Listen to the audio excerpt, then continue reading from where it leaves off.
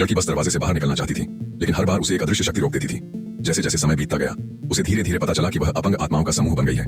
मेहमान आते जाते रहे, लेकिन कोई भी उसे नहीं देख सकता था। लेकिन वह इस परिचित और अजनबी कमरे में अपने निशानों को अकेले तैरते हुए महसूस कर सकती थी।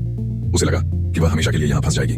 लेकिन एक दिन उसकी ही उम्र का एक लड़का यहाँ रहने आया। पहले तो केयर को कुछ भी गलत नहीं लगा, सिवाय इसके कि उसकी बिल्ली ने लड़की को देखकर मुस्कुराया और पहली बार हंसी उड़ाई। उस दिन केयर स्कूल में लंच कर रही थी। एक एशियाई लड़की ने केयर से कहा कि उसके चेहरे पर ब्लैकहेड है और उसके लिए कोई अपशकुन हो सकता है।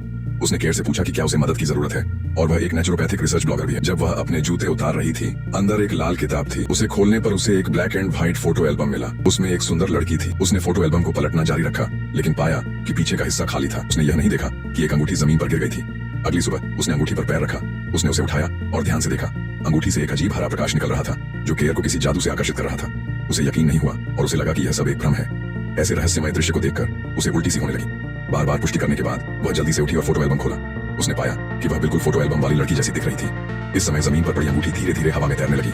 केयर अवाक रह गई। उसने जल्दी से रूलर निकाला और अंगूठी की ओर इशारा किया। जब उसने अंगूठी को अपने सामने तैरते हुए देखा, तो उसे पहनना पड़ा। लड़की की ईमानदार आंखों ने उसे महसूस कराया कि दूसरा पक्ष दुर्भावनापूर्ण नहीं था। केयर एक तरफ बैठ गई और आराम नहीं किया, लेकिन उसे गलती से एक खूबसूरत अंगूठी मिल गई। लेकिन इस बार गश्ती दल का सिपाही आ गया।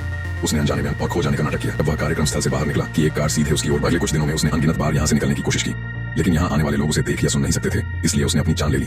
अभी तक। इस समय उसकी माँ ने दरवाजा खोला और केयर को स्कूल जाने के लिए कहा। वह इतना डर गया कि बिस्तर से कूद पड़ा। जब वह स्कूल से घर आया, तो उसने हिम्मत जुटाई और अंगूठी पहन ली।